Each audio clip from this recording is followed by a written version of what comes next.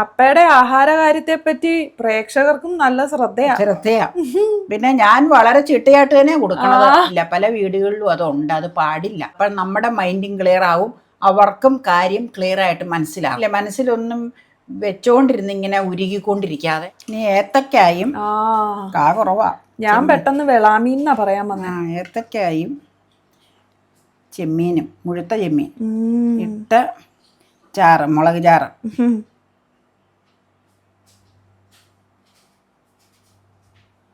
എനിക്കും അതിന്റെ ചാറ് ഒഴിച്ചാൽ മതി കേട്ടോ. എനിക്ക് മീൻചാറ് ഒഴിച്ച ആ ചോറുണ്ണാൻ വലിയ താല്പര്യ. സൈഡിൽ വെക്കട്ടെ കറി, അതിനൊരു പ്രത്യേക സ്വാദാ. വേറെ കറി ഒന്നും അതിന്റെ കൂടെ ഒഴിക്കരുത്. ഉണ്ട്, ശരിയാണ്. മീൻചാറിന്റെ ആ ചാറ് മാത്രം ചോറിൽ ഇങ്ങനെ പുളിയും പൊടിയൊക്കെ നല്ലതല്ലേ, അപ്പൊ അതിന്റെ ടേസ്റ്റ് നല്ല, അതിനൊരു പ്രത്യേക സ്വാദ് തന്നെയാണ്, രുചി ഉണ്ടാവും. മതിയോ? എരിവധികം ഇല്ലാട്ടോ. നിങ്ങൾ ഇതിങ്ങനെ കാണുമ്പോൾ, കളറ് കാണുമ്പോൾ നിങ്ങൾ ഭയങ്കരമായിട്ട് ഇത് തോന്നും, എരിവധികം ഇല്ല. വൈകുന്നേരം ആകുമ്പോഴത്തേക്ക് ഇച്ചിരി കൂടെ കുറുകും. രാവിലെ ഉച്ചയോടുകൂടി വെച്ചതാട്ടോ, 10-11 മണിയായി വെച്ചപ്പോ. അതെ, ഇതിന് എരിവ് ഒട്ടും തന്നെ അങ്ങനെ ഇല്ലാട്ടോ. നമ്മൾ ഒരുപാട് എരിവുള്ള കറികളൊന്നും നമ്മൾ കഴിക്കാറില്ല. സ്പൈസി ആയിട്ടുള്ള സംഗതികൾ വളരെ കുറവാണ്. സ്ഥിരം ഞങ്ങളുടെ വീഡിയോ കാണുന്ന ആൾക്കാർക്ക് അറിയാൻ പറ്റുമായിരിക്കും, വ്യൂവേഴ്സിന് അറിയാൻ പറ്റും. സ്പൈസി ആയിട്ട് അധികം എടുക്കാറില്ല കേട്ടോ. നാളൊരു കമന്റ് ഉണ്ടായിരുന്നു, അയ്യോ ഇത്ര എരിവൊന്നും കഴിക്കരുത്. നമ്മൾ അങ്ങനെ ഒട്ടും തന്നെ സ്പൈസി ആയിട്ടുള്ള ആഹാരം കഴിക്കാറില്ല. നാരങ്ങാപ്പിക്കിളാണ് ഇട്ടേക്കണത്, അതുകൊണ്ട് ഉള്ളി അരിഞ്ഞത് ചേർക്കണുണ്ട്. ഉള്ളിപ്പിക്കിൾ ഇടുവാണെങ്കിൽ ഒരിക്കലും ഉള്ളി ചേർക്കൂല. ചിലർ ചോദിക്കാറുണ്ട് ഇപ്പൊ ഉള്ളി അരിഞ്ഞ് കൊടുക്കാറില്ലെന്ന്. അത് ഉള്ളിപ്പിക്കിൾ യൂസ് ചെയ്യുമ്പോൾ പിന്നെ ഉള്ളിയുടെ ആവശ്യമില്ലല്ലോ, അതുകൊണ്ടാണ് അങ്ങനെ ഇടാത്തത്. നിന്റെ ഉള്ളിപ്പിക്കിളായിട്ടേക്കണം. അപ്പയുടെ ആഹാര കാര്യത്തെ പറ്റി പ്രേക്ഷകർക്കും നല്ല ശ്രദ്ധയാ. പിന്നെ ഞാൻ വളരെ ചിട്ടയായിട്ട് തന്നെ കൊടുക്കണത്. ഒരു കറിയോ ഉള്ളെങ്കിലും സമയത്തിന് കൃത്യമായിട്ട് ഞാൻ കൊടുക്കും. ഇത്രയും നാളും. ഇനിയിപ്പോ നാളത്തെ കാര്യം നമുക്ക് ആർക്കും പറയാൻ പറ്റില്ല, ഒരു മനുഷ്യർക്കും. അതിപ്പോ ആരുടെയും കാര്യം പറയാൻ മേലാത്ത ഒരവസ്ഥയല്ലേ. ഇപ്പൊ നമ്മളെ മിണ്ടണ്ട്, അരമണിക്കൂർ 10 മിനിറ്റ് കഴിയുമ്പോൾ നമ്മളുണ്ടോന്ന് തന്നെ അറിയാൻ മേലാത്ത ഒരവസ്ഥയിൽ നീങ്ങിക്കൊണ്ടിരിക്കുക. ഇപ്പോഴത്തെ കാലഘട്ടം അങ്ങനെയായി. അതുകൊണ്ട് പരമാവധി ആരോടും വഴക്ക്, വാശി, വൈരാഗ്യ ബുദ്ധി ഒന്നും വെച്ച് പുലർത്താതെ ജീവിക്കുക. ഉള്ള കാര്യം നമ്മൾ തുറന്ന എന്തെങ്കിലും പ്രശ്നങ്ങൾ ഓരോരുത്തരുമായിട്ട് നമുക്കുണ്ടെങ്കിൽ നമ്മൾ തുറന്ന് സംസാരിക്കുക, അവരോട് ക്ലിയർ ആയിട്ട് കാര്യങ്ങൾ പറയുക. അപ്പോൾ നമ്മുടെ മൈൻഡും ക്ലിയർ ആവും, അവർക്കും കാര്യം ക്ലിയർ ആയിട്ട് മനസ്സിലാകും. പിന്നെ നമ്മൾ എപ്പോഴും നല്ല രീതിയിൽ എല്ലാവരോടും പെരുമാറാൻ ശ്രമിക്കുക. അതാണ് എനിക്ക് പറയാനുള്ളത് കേട്ടോ.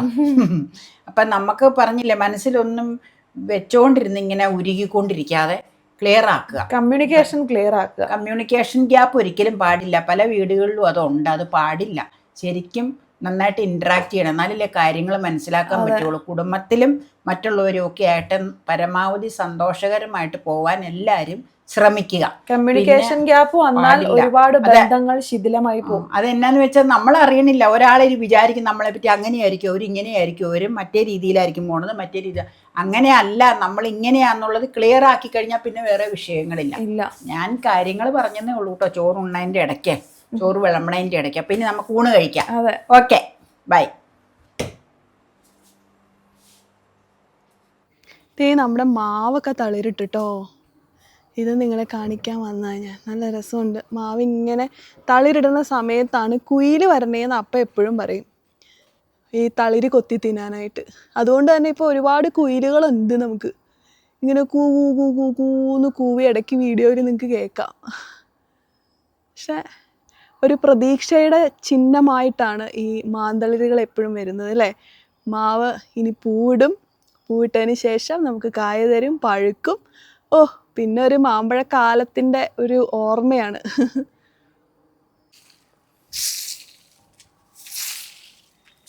വെള്ളക്കാന്താരി പറിച്ച് നട്ടത് കാണിക്കാം. ഇത് അവിടെ ഉണ്ട്, പൊക്കോ, ഞാൻ വരാം. ഇവിടെയുണ്ട്, 2 സ്ഥലത്ത് നട്ടു, കാണിച്ചു തരാം ഞാനത്. നമ്മൾ ചട്ടിയിൽ വെളുത്ത കാന്താരിത്തൈ പാകി നിർത്തിയേക്കണം, നിങ്ങളെ പല പ്രാവശ്യം കാണിച്ചായിരുന്നു. ഇതേ ഷെയ്ഡ് കുത്തിയേക്കണത് കേട്ടോ. അത് ഞാൻ 2 ഇവിടെ നട്ട്, 2. ഷെയ്ഡ് കുത്തണ പറയുമ്പോ എപ്പോഴും എനിക്ക് ഓർമ്മ പറഞ്ഞ നോവിച്ചാറ്റ ചെടികൾക്ക് ഷെയ്ഡ് കുത്തണ എത്ര മനോഹരമായിട്ട്. എന്റെ പോലെ മേഘോന്നല്ല. പിന്നെ ചൈനീസ് ഓറഞ്ച് ഇല്ലേ, അത് അതിലേ ഇറങ്ങി ചെന്ന് പിടിച്ചോ. ഞാൻ മിറ്റം തൂത്ത് കളയട്ടെ, എന്നിട്ട് കുളിക്കണം. അതിൻ്റെ അവിടെ ഇതുപോലെ 2 നട്ട് മുഴുവൻ ഷെയ്ഡ് കുത്തിയിട്ടുണ്ട്. ചൈനീസ് ഓറഞ്ചിൻ്റെ അവിടെ തന്നെ 2 വശത്തും 2 നട്ടിട്ടുണ്ട്. പിന്നെ ഒരാൾക്ക് ഞാൻ കൊടുക്കാമെന്ന് പറഞ്ഞിട്ടുണ്ട് 2-3 തൈ, അത് കൊടുക്കണം, അതോടുകൂടി അത് തീരും. അപ്പം അങ്ങനെ അതിങ്ങി ഇത് ഏതാണ്ട് കാലഹരണപ്പെട്ട് തുടങ്ങി പച്ച. അപ്പം നമ്മൾ പച്ച പായി നിർത്തിയേക്കണത് വലുതാകുമ്പോൾ 2 പച്ച ഇവിടെ വെക്കണം, പിന്നെ 2 പച്ച അപ്പുറേ വസ്തു വെയിലടിക്കുന്നിടത്ത് വെക്കണം, എന്നാലേ കാന്താരി ഉണ്ടാവുള്ളൂ. നമ്മുടെ മാവ് തളിരിട്ടത് അവിടെ പൂത്തത് കണ്ടില്ലാഞ്ഞോ? അവിടെ പൂത്തിട്ടുണ്ട്. ഓ പൂത്തിട്ടുണ്ട് അല്ലേ? പൂത്ത് നാളെ പിടിച്ചല്ലോ കഴിഞ്ഞ പ്രാവശ്യം. ദേ പൂങ്കൊല ദേ ഈ വശത്തുണ്ട്, ഇവിടെ എങ്ങനെ ഉണ്ടായിരുന്നു. ശരിയാട്ടോ, ഇവിടെ ഉണ്ട്. ഞാനിത് കരിഞ്ഞു. മാവ് പൂക്കുന്നത് ഒരു പ്രതീക്ഷയുടെ കാലഘട്ടത്തിന്റെ കാര്യം. മാങ്ങ കേടാണെങ്കിലും മുറ്റത്തേക്ക് തൂങ്ങി കിടക്കണ കാണാൻ നല്ല രസമല്ലേ അല്ലേ? വലിയ പ്രതീക്ഷയുടെ ചിഹ്നമാണ്. എനിക്ക് ഭയങ്കര ഇഷ്ടമാണ് തൂങ്ങി കിടക്കണത് കാണാൻ. എന്തോരം ചിത്രങ്ങളാണ് നമ്മൾ എടുക്കാറ് മാങ്ങയുടെ അല്ലേ? ചെറുപ്പത്തിലെ നീ മാങ്ങയെ പിടിച്ചോണ്ട് നിക്കണ പടം, 2-3 വയസ്സുള്ളപ്പോ ഡാൽവി എടുത്ത പടങ്ങള് ആൽബത്തിലിരിക്കുന്ന എന്ത് രസാ അത് കാണാൻ. ഇങ്ങനെ മാങ്ങയെ തൂങ്ങി ഇങ്ങനെ പിടിച്ചോണ്ട് നിക്കണം, തൊട്ട് നിക്കണ പടങ്ങൾ.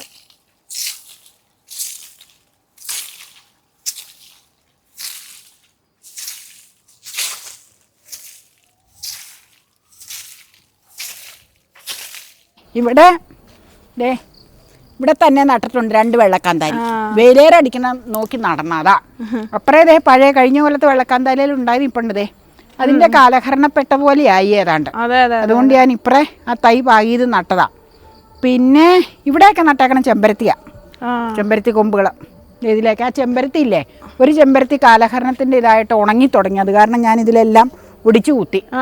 ഗേറ്റിന്റെ പുറത്തുമൊക്കെ കുറെ കുത്തിയിട്ടുണ്ട്, അവിടെ ചെന്നാൽ കാണാം.